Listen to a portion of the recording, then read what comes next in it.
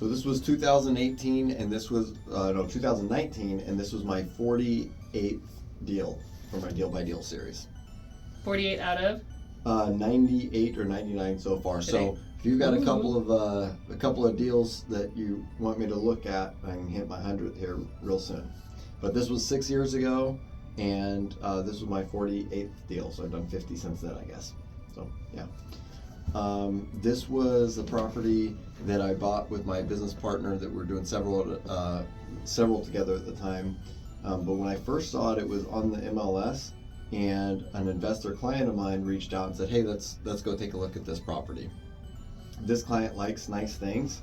Even though he's an investor, he likes houses that when they're done are going to be really, nice, picturesque stuff. He likes to do a full rehab and sell really nice products. So we went to go look at this when it was on the MLS, and it was overpriced. It was a foreclosure, by the way, so it was frozen up, and it was September, but it had been frozen before.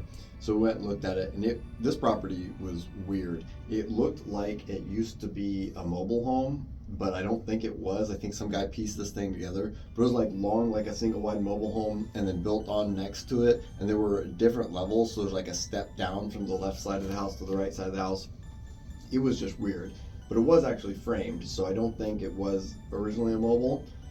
Sitting on a block foundation.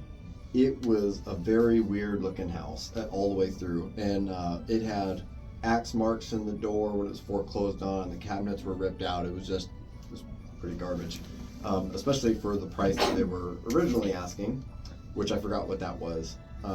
But what happened is we watched it. It was overpriced, so it showed a million times, and the price kept ticking down. And then one day I checked it, and the price dropped significantly, and then it was in the range where it made for a good investment. So a lot of times I'm sourcing my own deals, or if I find them on the MLS, I go look at them.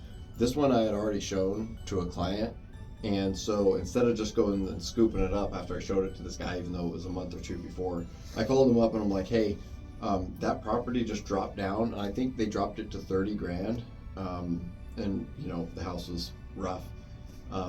So anyway, they dropped it to around 30 grand, and I called him. I'm like, "Hey, that property, it's a really good deal now, and since I showed it to you, I wanted to let you know, if you're not going to buy it, I'm going to buy it. Are you ready to make this purchase or what?"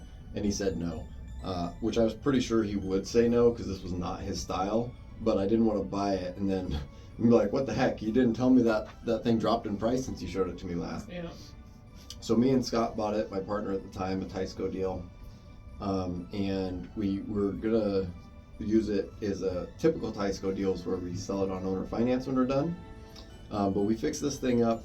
We got the money from a private investor, and I think once it dropped like that, they had a couple offers, and so we ended up buying it just over asking, like 31 or 32,000 or something like that. We fixed it up like we usually do. We put in flooring, paint, finished the kitchen out, I think with used cabinets and stuff we found online. This was not the type of property you want to overspend on, because it was so weird and quirky. It was never going to be a super quality house, and at the time we didn't think it would be financeable when we were done, because it was weird all the way around. There was a spiral staircase that went upstairs, and it wasn't going to be a legal space upstairs. It was very odd. But some of the bigger improvements we did is we got natural gas to the property from the street, which it didn't have before. We put in a gas furnace, so now it had good heat, new plumbing. We spent some money on it. I think we're into it for about 50 total when we were done, 50 or 60. I don't remember the exact numbers. By the time it was all coming together, I'm like, this thing might actually qualify for a bank loan. So when we put it on the market, we offered owner financing. But the offer that we got came in from another agent, and their client was an FHA loan. And I thought about it really hard. I'm like, is this going to qualify? I'm like, man, I don't know. It's on a real block foundation, and it's a framed house. It's just really small and quirky and weird. And we were able to push it through. When the appraisal came back, they required the exterior to be painted, which by the time we were at that point, it was pretty late in the year. But we hired some guy who came out and painted it, So we got that done. I think there were a couple other smaller items there, and we sold it for I think around 130. Like we just over doubled up on it, but then we had commissions and some closing costs to pay.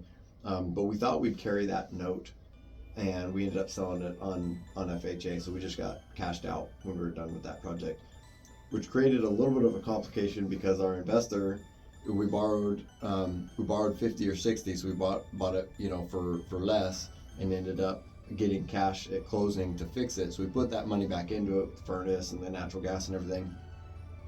But the investor planned on investing for 10 or 15 years, and then 4 or 5 months later, we were getting her cashed out of that. So she's like, great. So what we ended up doing, we were buying another property at the time, and we rolled it over to that one.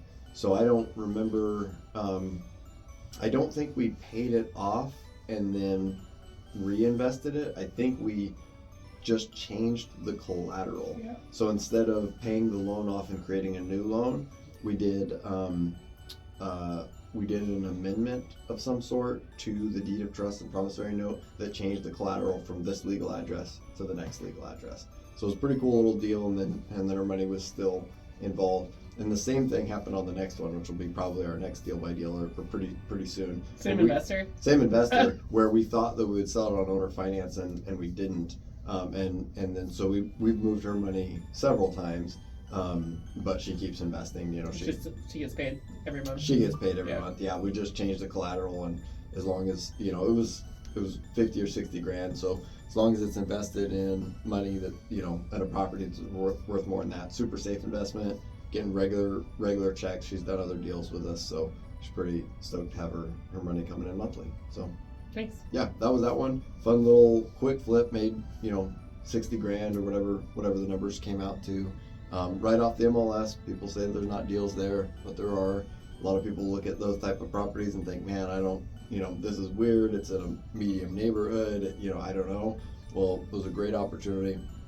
That was probably one of the last houses in the valley that sold for that cheap, even when we were done with it, that went on, regular like FHA financing.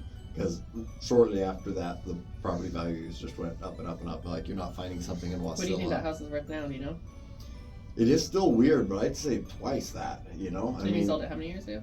I sold it in 2019, I think. Okay. I think I bought it in 2019, so it might have been the beginning of 2020 when we sold it. I'll have to double check those dates. But I mean, even though it's still quirky, if it's in reasonable condition, like when we sold it, it was reasonable, nothing fancy. I think it was 2 or 3 bedroom on an acre lot. That neighborhood has gotten better, and I think something like that have to sell for $250. So pretty much doubled. So the homeowner, I shouldn't say new, the homeowner's doing pretty good. Yeah, and I don't think it's transferred since then. So if the same people own it, and they made some payments, probably didn't pay down their mortgage too much, but they should have 6 figures in equity. So if you're looking at buying a house, even a starter home, a weird little quirky home like that, can really change your net worth position. And when they go to sell that, they'll have that chunk equity to put into something better. So don't be afraid to get into a starter home if that's where you are. It can really be an amazing first step. I mean, if we'd held on to that, we'd have made an extra 100 grand, but it's not the business model that we were doing at that time. Yeah. So. Okay. And then another question I have for you is, from start to finish, how long did the project take you? I think that was about 4 months. It might have been slightly longer. We were waiting on Instar to bring the natural gas in. It was at the street, and when we bought it, the heater was either, it was a foreclosure, so it was either stolen or broken or whatever. So it's like, well, if we're installing a new heater anyways, we put in a forced air furnace, we might as well, bring natural gas from the street. That was an extra $1,000 or $2,000, and then several thousand for the furnace. I think we had to do ducting too. And you said your net was 60 grand? I think so. It was about that. Is that shared with Scott, or is that? Yeah, that's total. So, okay, so we made 30 grand a piece. So in 6 months you made 30 grand a piece. Well, 4 to 6 months roughly. Yeah. But you doubled your investment. Well, we did more than that because we didn't have any money invested. Our return was technically infinite because we used the investors' money that we kept moving around. So we didn't have any money into it, or not more than a couple grand or whatever. When we were doing those projects, we're doing a lot like that, and we would borrow usually all the money for the purchase and the rehab. So we end up borrowing, more than we need, then we get it fixed up. And Scott had labor into it. I had found the money, found the deal, got it sold, and orchestrated some of the stuff with the other contractors, the stuff Scott couldn't do, the HVAC, the heater, the Instar stuff. I was coordinating all that while Scott was doing some carpentry, miter plumbing, flooring, paint, all that stuff. So what I'm hearing you say is that you could flip a project with zero money invested. Yeah, and that's Personal actually money. that's a series we're going to start soon too. Is low and no money down real estate purchases, just quick ways to get into real estate with low or no money down, which isn't necessarily the best way in all circumstances, but it is very possible. So Very cool. sweet. Well, thanks for watching. We'll have another deal by deal coming out about every week or so. Merry Christmas. Merry Christmas.